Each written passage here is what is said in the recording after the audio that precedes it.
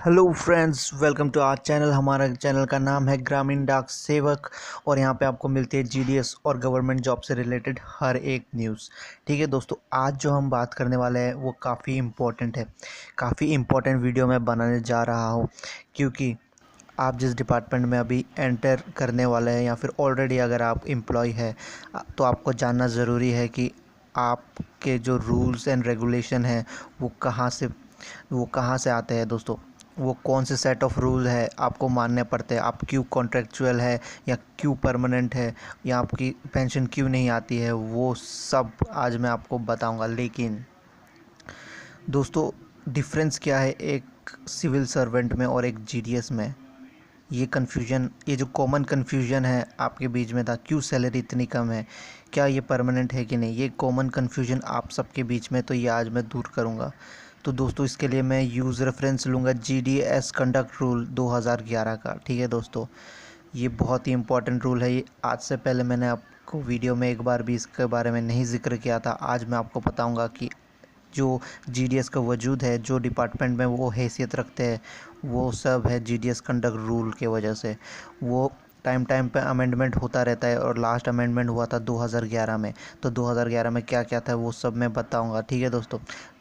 तो दोस्तों, अगर ऐसे इंपॉर्टेंट और जेन्युइन न्यूज़ आपको चाहिए तो आपको सब्सक्राइब करना है चैनल। अगर आप नए हैं तो चैनल सब्सक्राइब कर लीजिए, तो फ़ायदा बिल्कुल आपको मिलेगा। जो मेरे 30 या 35 वीडियोज़ है, अगर आप एक भी मिस करते तो आप जीडीएस का काफ़ी कुछ इन्फॉर्मेशन मिस कर देंगे। ठीक है दोस्तों। तो दोस्तों, शुरू करने से पहले मैं बताऊंगा कि आज जो मैं डिस्कस करने वाला हूँ जीडीएस कंडक्ट रूल पूरा डिस्कस नहीं करूंगा, बस थोड़ा सा रेफरेंस लूँगा आपके कुछ क्वेश्चन का आंसर के लिए। लेकिन अगर आपको जीडीएस कंडक्ट रूल जो है 2011 का, इसके बारे में अच्छे से जानना है, यानी वीडियो काफ़ी लंबा होगा, तो आप एक कमेंट कर दीजिएगा तो मैं उस पर वीडियो बना दूंगा, क्योंकि वो लंबा वीडियो होने वाला है और वो मोस्ट इंपॉर्टेंट चीज़ है अगर आप जीडीएस डिपार्टमेंट में घुस रहे हैं। ठीक है दोस्तों। तो दोस्तों, अगर ग्रामीण डाक सेवक मिनिस्ट्री ऑफ कम्युनिकेशन यानी department of post government of India के अंडर आता है तो क्या डिफरेंस है उसमें, वो क्यों सिविल सर्वेंट नहीं है? यही जो एक क्वेश्चन है वो आपके दिमाग में घूम रहा होगा दोस्तों। तो मैं आपको बता दूं, मैं उसका रेफरेंस लूँगा अभी जीडीएस कंडक्ट रूल। तो पीडीएफ हम खोल लेते हैं। तो दोस्तों, हम पीडीएफ को पढ़ लेते हैं। पीडीएफ में क्या है एक्चुअली, ये पीडीएफ एक लेटर है, ये एक सेट ऑफ रूल्स है, यानी ये है आपका जो ग्रामीण डाक सेवक का कंडक्ट एंड एंगेजमेंट रूल है। 2011 में लास्ट अमेंड वो हुआ था इसमें। ठीक है। तो दोस्तों, इसके हिसाब से ही तय होता है कि ग्रामीण डाक सेवक सिविल सर्वेंट है या नहीं है। मैंने यहाँ पे दोस्तों देख सकते हैं हाईलाइट कर रखा है, ये काफ़ी इंपॉर्टेंट पॉइंट है। रूल 3A, 5A और 29A काफ़ी इंपॉर्टेंट है। 2011 में लास्ट हुआ था और अभी तक कोई अमेंडमेंट नहीं हुआ है। ठीक है। तो दोस्तों, आपका जो सवाल था कि क्या ये गवर्नमेंटल पोस्ट है या सेंट्रल गवर्नमेंट के अंडर आता है। ठीक है। तो सेंट्रल गवर्नमेंट के अंदर तो आता है, लेकिन ये पूरी तरह से परमानेंट जो कहते हैं सेंट्रलाइज पोस्ट नहीं है। वो पोस्ट क्यों नहीं है सेंट्रलाइज, मैं आपको बताता हूँ। ये पॉइंट आप देख लीजिए। तो आप 3A का 5th पॉइंट देखिए दोस्तों। इसमें साफ साफ कहा गया है कि जो ग्रामीण डाक सेवक है वो सिविल सर्विस के आउटसाइड है, यानी वो सिविल सर्वेंट है ही नहीं। ठीक है दोस्तों। 6th पॉइंट देखिए। तो ग्रामीण डाक सेवक क्लेम नहीं कर सकता कि वो सेंट्रल गवर्नमेंट के एम्प्लॉयज़ के अंडर आता है, क्योंकि वो बाहर है। 3A के 5 में ये साफ साफ लिखा है। फर्स्ट पॉइंट, ये सारे पॉइंट ही इंपॉर्टेंट है इसलिए मैंने हाईलाइट कर दिया। 5 घंटे उनको काम करने पड़ते हैं, ये फर्स्ट पॉइंट में लिखा है। सेकंड, उसका एज लिखा है रिटायरमेंट का। ठीक है। तो ये कुछ पॉइंट्स आप पढ़ लीजिए, ये इंपॉर्टेंट है। अगर आपको ये पूरा इन्फॉर्मेशन चाहिए, पूरे जो ये हमारा कंडक्ट रूल है, तो आपको कमेंट करना है नीचे। ठीक है दोस्तों।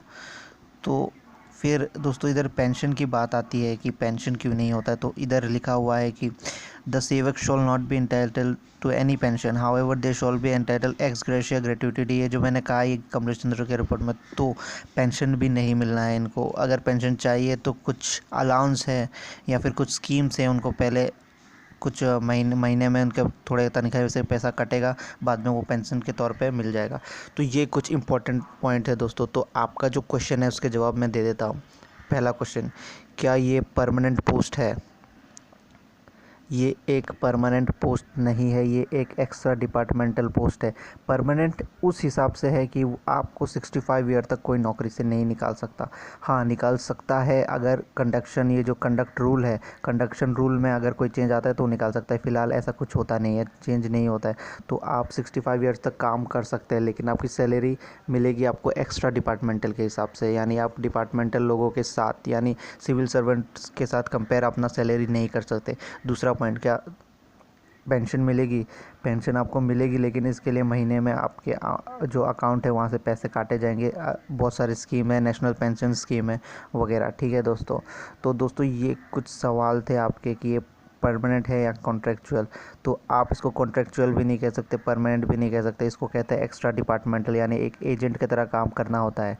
ठीक है दोस्तों, अगर मैं आपको फ्रैंकली कहूँ तो डिपार्टमेंट का जो एक्स्ट्रा काम हो जाता है, एक्स्ट्रा नहीं कहे, हम कह सकते हैं जो काम ज़्यादा हो गया है और डिपार्टमेंट में एम्प्लॉय कम है, तो उसका जो कंपनसेट करने के लिए जीडीएस को रखा जाता है एक as a agent, as a extra department agent, कि वो अपना जो रूरल एरिया में है वो काम ठीक से कर पाए और डिपार्टमेंट ऑफ पोस्ट की हेल्प करे।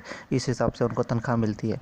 तो कमलेश चंद्र जी के रिपोर्ट में कुछ चेंजेस लाने को कहे गए हैं, जैसे तनख्वाह वेज सिस्टम में मिलने के लिए, पेंशन के लिए दूसरा स्कीम लाने के लिए, ये सब कुछ कहा गया है। ठीक है दोस्तों, तो दोस्तों अगर आपको ये पूरा चाहिए, ये काफ़ी लंबा लेटर है, देख सकते हैं आप, बहुत बड़ा लेटर है, काफ़ी सारे रूल है, ये सेट ऑफ रूल्स है ग्रामीण डाक सेवक के लिए। तो अगर आपको ये पूरा चाहिए तो कमेंट आप कर देना, मैं आप इस पे बना दूंगा वीडियो। ठीक है दोस्तों, तो दोस्तों अगर आपको ऐसे वीडियो चाहिए जो जेन्युइन हो और सबूत भी दे, साथ ही साथ मैं आपको सबूत भी देता हूँ, पूरा लेटर पढ़ के दिखाता भी हूँ।